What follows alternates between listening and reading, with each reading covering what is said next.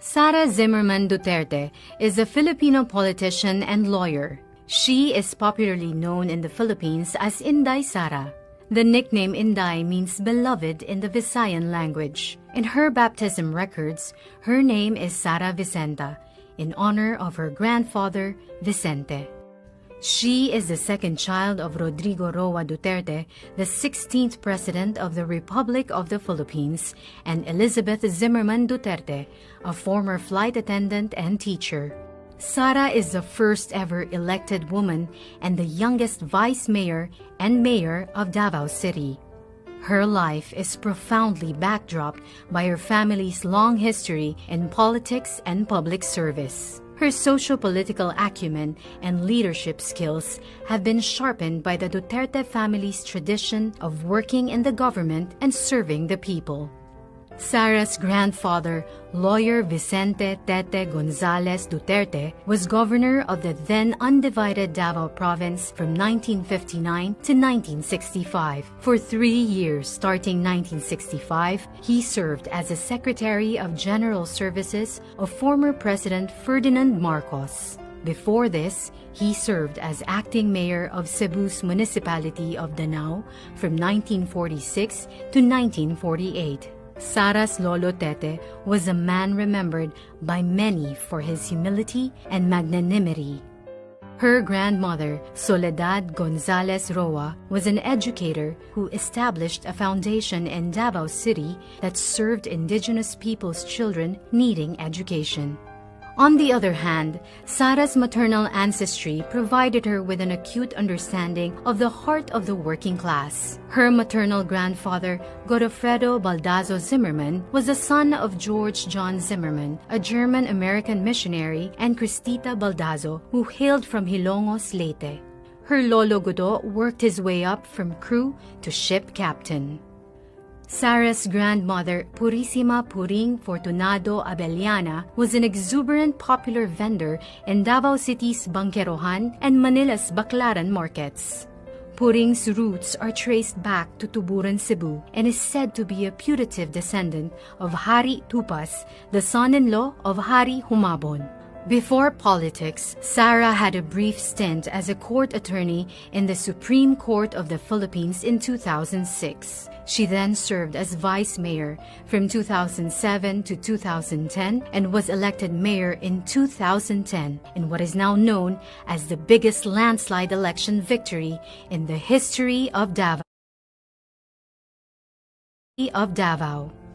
Although a newcomer in 2007, Sara demonstrated transformational leadership skills among the members of the City Council. Her colleague, the veteran legislator Pilar Braga, described her as a firm, principled, tactful negotiator, pacifier, and fearless administrator.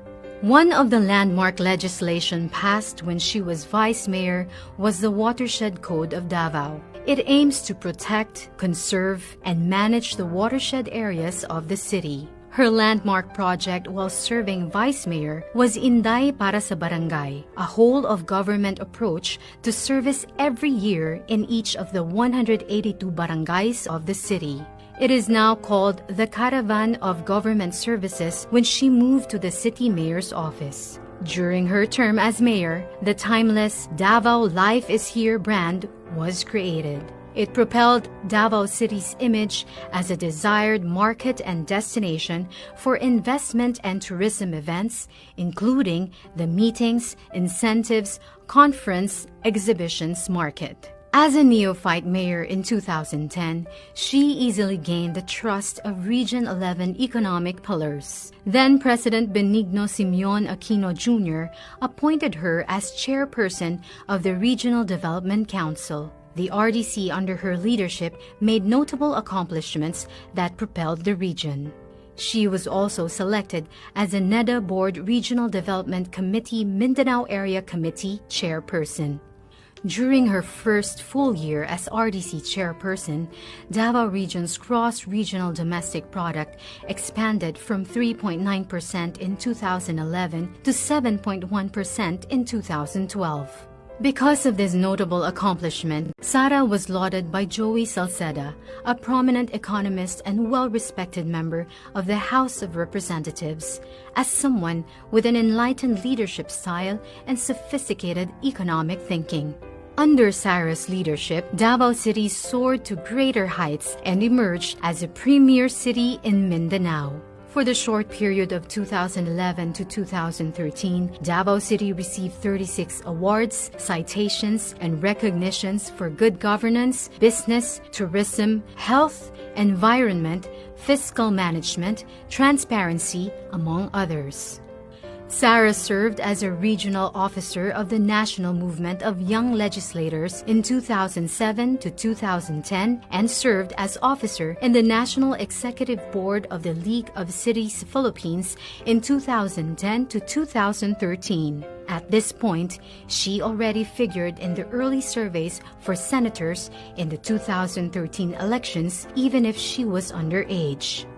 In 2013, Sara took a respite from politics, devoting her time as one of the partner lawyers of Carpio and Duterte lawyers. She passed the pre-judicature program of the Philippine Judicial Academy in preparation for her plans to join the judiciary.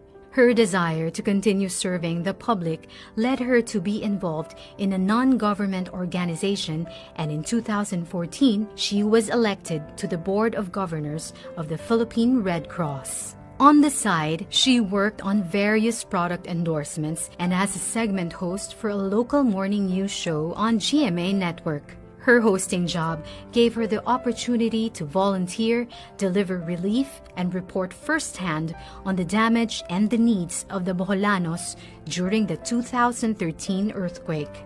In 2016, Sara re-entered local politics and ran for mayor. She and her mother Elizabeth, who was in between cancer treatments, embarked on a national bus caravan called Biyaheng Duterte to help campaign for President Duterte. They were joined by some members of the family and Sara's friends and classmates from high school.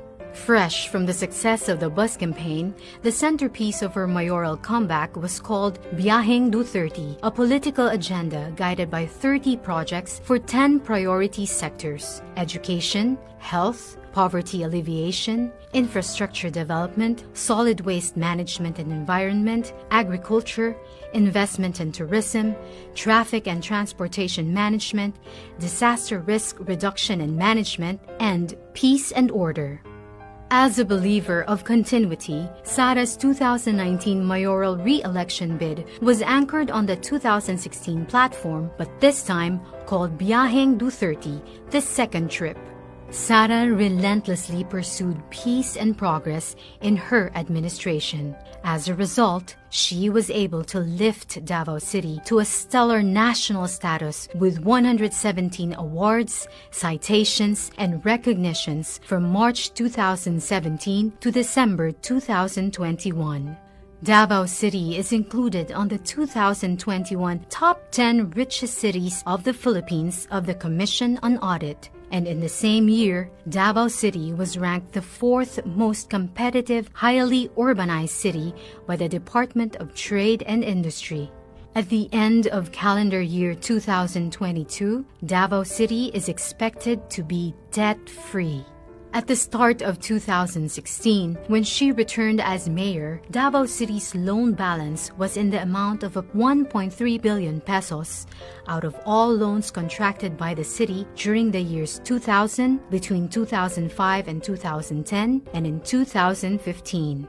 Loan repayments have been consistently provided for in the budget. For the year 2022, the amount of 46.7 million pesos has been made available for the final repayment, making Davao City debt-free. During her terms as mayor between 2016 and 2022, she played supporting roles to the Regional Development Council and the Regional Peace and Order Council. Sara accepted the challenge of the appointment as chairperson of both the Metropolitan Davao Coordinating Committee under the RDC and the Task Force Tuganay of the RPOC. Both committees are trailblazing peace and development initiatives in Region 11. The Metro Davao Committee lists as an accomplishment